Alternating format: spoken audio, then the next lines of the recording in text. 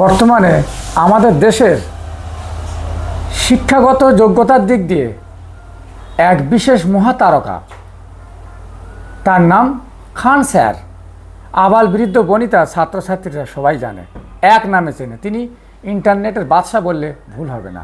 তিনি ভারতের গৌরব। হ্যাঁ, তাকে নিয়ে বিশেষ কিছু ঘটনা ঘটে গেছে, সেই নিয়ে একটু আলোচনা করছি আপনাদের সামনে।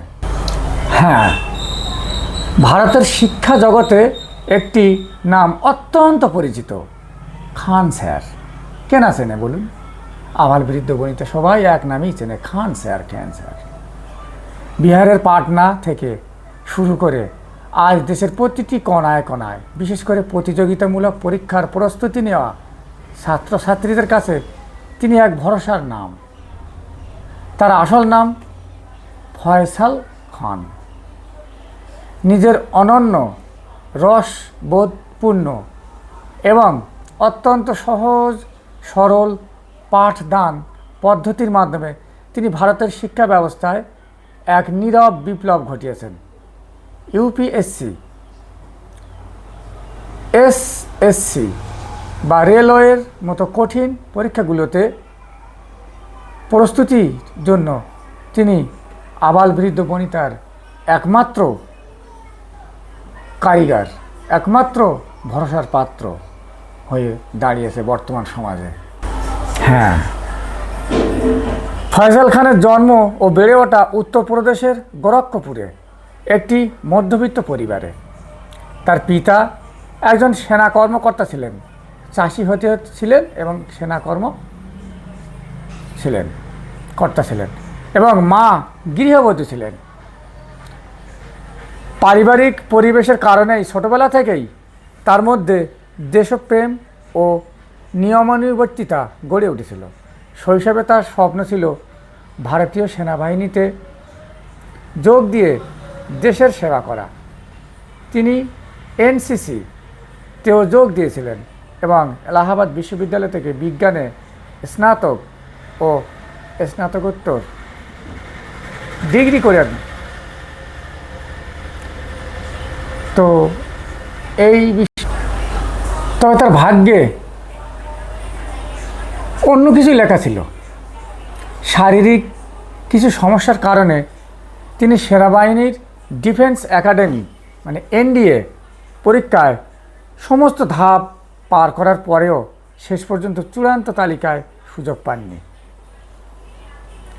এই ঘটনাটি তার জীবনের মোড় ঘুরিয়ে দেয়।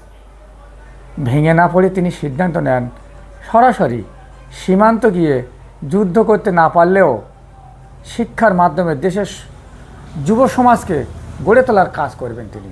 এই সিদ্ধান্ত তার মধ্যে গেঁথে গিয়েছিল। তো পাটনায় পথ চলা এবং খান জিএস রিসার্চ সেন্টার তিনি স্থাপন করেছিলেন। পড়াশোনা শেষ করে ফয়সাল খান বিহারের পাটনায় চলে আসেন এবং টিউশনি পড়ানো শুরু করেন। শুরুতে মাত্র কয়েকজন ছাত্র নিয়ে একটি ছোট ঘরে কোচিং ক্লাসের যাত্রা শুরু হয়েছিল, কিন্তু তার পড়ানোর অসাধারণ কৌশল দ্রুত শিক্ষার্থীদের আকর্ষণ করে। তিনি শুধু বইয়ের কঠিন ভাষা মুখস্থ করাতেন না, বরং যে কোনো জটিল বৈজ্ঞানিক বা ভৌগোলিক বিষয়কে দেশি ভাষা, ভোজপুরি ও রসবোধের মিশেলে জলের মতো সহজ করে বুঝিয়ে দিতেন। এরই নাম খান স্যার। ধীরে ধীরে তার ছাত্র সংখ্যা বেড়ে যায়, যে বসার জায়গায় কঠিন হয়ে পড়ে।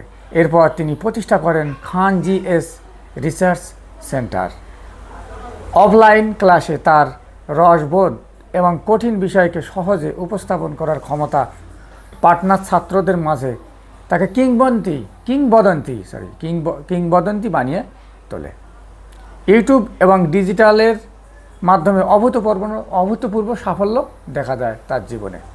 2019 সালে করোনা মহামারীর লকডাউনের সময় যখন সমস্ত শিক্ষা প্রতিষ্ঠান বন্ধ হয়ে যায়, তখন খান স্যার ইউটিউবের মাধ্যমে ডিজিটাল দুনিয়ায় পা রাখেন, আর এখানেই তার আসল রূপান্তর ঘটে। কারেন্ট অ্যাফেয়ার্স, আন্তর্জাতিক সম্পর্ক এবং বিজ্ঞানের জটিল বিষয়গুলিকে তিনি যেভাবে গ্রাফিক্স ও ম্যাপ ব্যবহার করে সাধারণ মানুষের বোঝার উপযোগী করে গড়ে তুলতে শুরু করেন, তা রাতারাতি ভাইরাল হয়ে যেতে শুরু করে। এর ফলে খুব অল্প সময়ের মধ্যেই তার ইউটিউব চ্যানেলের সাবস্ক্রাইবার সংখ্যা কোটি কোটি হয়ে যায়। তার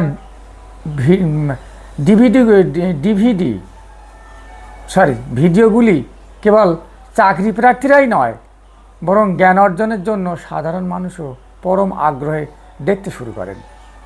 ভারতের সবচেয়ে জনপ্রিয় শিক্ষামূলক ইউটিউবারদের তালিকায় তিনি শীর্ষস্থানে উঠে আসেন। সাশ্রয়ী শিক্ষা ও সামাজিক অবদান। খান স্যারের সবচেয়ে বড় সাফল্য হলো শিক্ষার বাণিজ্যিকীকরণকে চ্যালেঞ্জ জানানো। যেখানে দিল্লিতে ইউপিএসসি প্রস্তুতির জন্য লক্ষ লক্ষ টাকা খরচ করতে হয়, সেখানে খান স্যার তার অনলাইন অ্যাপের মাধ্যমে মাত্র কয়েকশো টাকায় দেশের সেরা শিক্ষকদের দিয়ে ইউপিএসসি ও অন্যান্য প্রতিযোগিতামূলক পরীক্ষার কোচিংয়ের ব্যবস্থা করেছেন। এর ফলে গ্রামের প্রত্যন্ত অঞ্চলের গরিব ঘরের ছেলেরাও আজ বড় অফিসার হওয়ার স্বপ্ন দেখছে। একজন সফল শিক্ষক হওয়ার পাশাপাশি তিনি একজন লেখকও। প্রতিযোগিতামূলক পরীক্ষার জন্য তার লেখা সাধারণ জ্ঞান ও বিজ্ঞানের বইগুলি বাজারে অত্যন্ত জনপ্রিয় আজকাল। খান স্যারের এগুলো আপনার কোচিং সেন্টারগুলো এতভাবে জনপ্রিয়তা অর্জন করেছে আমাদের এই দেশে যে তার প্রতিদ্বন্দ্বী তাকে আর ধরতে পারছে না। তাই তাকে অন্যভাবে অভিযোগ করার, তাকে একটা দোষারোপ করতে শোনা যাচ্ছে। হ্যাঁ, খান স্যার গ্রেপ্তারিতে অন্তর্বর্তী রক্ষক বস। অবশ্যই গুলিকাণ্ডে স্বস্তি হলো। হ্যাঁ, তাকে যে অ্যারেস্ট করে বলছিল সেটা আর অ্যারেস্ট এখন হবে না। যতদিন চলতে থাকবে এই ঝামেলা, এই আপনার বিষয়টা, যতদিন আদালতে এই বিচারটা চলতে থাকবে, খান স্যারকে সেখানে উপস্থিত থাকতে হবে এবং সহযোগিতা করতে হবে, তাকে সঠিক পথ নির্ধারণ করতে হবে সহযোগিতার মাধ্যমে। তবে তাকে অ্যারেস্ট করা যাবে না, এই আইন প্রণয়ন করা হয়েছে।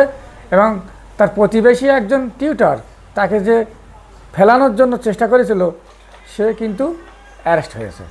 তাকে ছাড়ানোর জন্য অনেক চেষ্টা চলছে, কিন্তু ছাড়ছে না। এই ছিল খান স্যারের জীবনী। হ্যাঁ, আপনিও পারেন তো, পারেন না? আপনার চাকরি হয়নি, তা কী আছে, আপনি অন্য পথও অবলম্বন করতে পারেন। শুধু চাকরির মাধ্যমে তো জীবনটাকে এগিয়ে নিয়ে যাবে এমন না, পথ অনেক আছে। সঠিক নিষ্ঠাভাবে করুন, অবশ্যই সাফল্য সামনে আসবে। ওকে, আজ তাহলে এই পর্যন্ত। Bye bye, see you.